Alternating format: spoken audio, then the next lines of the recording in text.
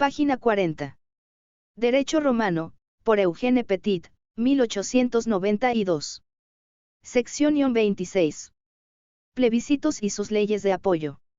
De otra parte, en 468, la ley Hortensia había dado fuerza legal a los plebiscitos votados por los plebeyos en los Concilia Plebis, decidiendo que en lo sucesivo serían obligatorios para todos los ciudadanos.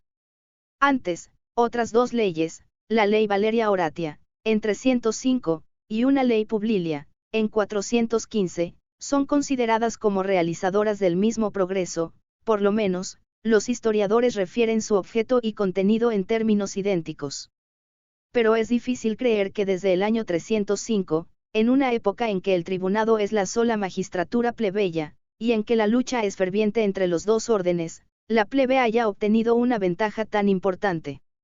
Sin duda, estas tres leyes, que se han sucedido en largos intervalos, presentan entre ellas diferencias importantes que nosotros ignoramos. El solo punto cierto es que, después de la ley Hortensia, los plebiscitos tienen definitivamente fuerza de ley sin ser sometidos a la auctoritas patrum. La misma resolución debe aplicarse con más razón a las leyes votadas por el pueblo en los comicios por tribus. Mientras que esta transformación se realizaba, veamos cuáles eran las fuentes que nutrían el derecho. Según una conjetura admitida por muchos autores, la ley Valeria Horatia había decidido que los plebiscitos tenían fuerza de ley cuando habían obtenido la aprobación del Senado. En virtud de la ley Publilia, los tribunos debían obtener el asentimiento del Senado antes del voto. Por último, la ley Hortensia había suprimido completamente la necesidad de la sanción senatorial. Se ha discutido, en efecto, acerca de si estas tres leyes, cuyas fórmulas no difieren notablemente entre sí, establecieron la forma de dar validez a tres diversas especies de plebiscitos, o fueron otros tantos recursos contra las astucias y los pretextos alegados por los patricios para eludir la ley, repitiendo, en forma cada vez más clara, la proclamación del mismo principio. Y esta última opinión parece la más aceptable, y la corrobora poderosamente la consideración de que los tres momentos sucesivos coinciden con importantes corrientes de la opinión pública en Roma, en especial el tercer momento, que comienza con la última secesio. Ley Valeria Horatia, 305 a.C. Una fue la Lex Valeria de Provocatione o Valeria Horatia, obra de los cónsules Lucio Valerio Potito y Marco Horacio Barbatou, que trataba sobre el derecho de apelación sobre las penas capitales impuestas por los magistrados, en los juicios criminales, que podían hacerse ante los comicios, a través de la Provocatio ad populum.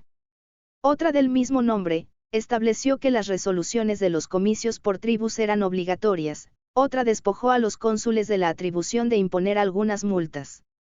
Sin embargo, la más importante, fue la que consagró a los tribunos de la plebe, a los ediles plebeyos, auxiliares de los primeros, y a los decemviros, como sacrosantos, y los atentados contra sus personas fueron castigados con la pena capital. Según la Lex Valeria Horatia, las decisiones de los Concilia Plebis, que adquirieron la categoría de institución regular, interrogados por los tribunos, eran obligatorias para todos, y no solo para los plebeyos como hasta entonces había ocurrido.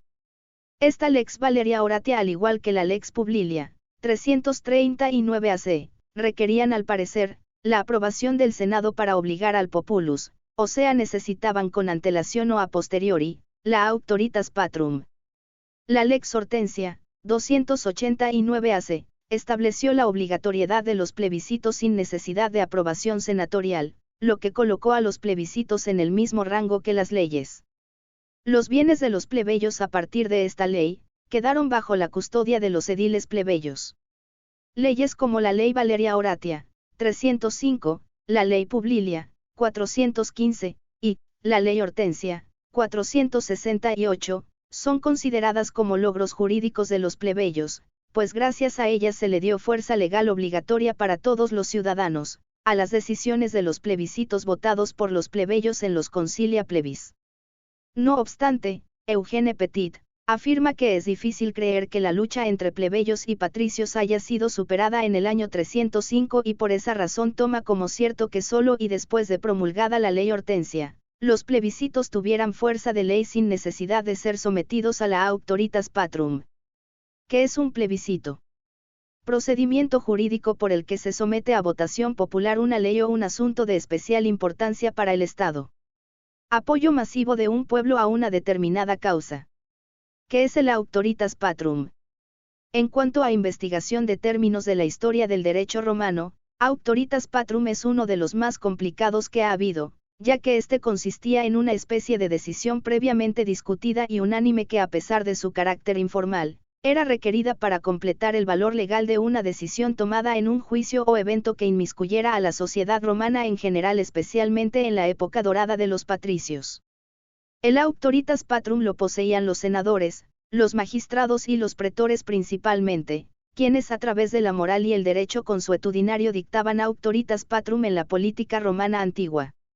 El auctoritas patrum podía definirse entonces como un instrumento para mantener el equilibrio entre las reglas dictadas por y para la sociedad, hechas ley con lo impuesto por la moral y las buenas costumbres. Un visto bueno, un simple detenimiento de la discusión para tomar en consideración un detalle relevante, la posibilidad de decidir completamente a través del auctoritas patrum una ley, era posible, ya que era un poder, un privilegio de los grandes patricios que ostentaban el poder en la monarquía romana. Fue también un importante factor en la creación de leyes comiciales. A medida que iba surgiendo la población, fue necesario un instrumento de control que generara respeto por quienes eran elegidos para el dominio de Roma. En la República ya comenzaba a tomarse al auctoritas patrum como una opinión menos relevante, como un sello de tradición impuesto por una estructura legal concebida en los lazos creados por un derecho consuetudinario y una sociedad unida a sus leyes.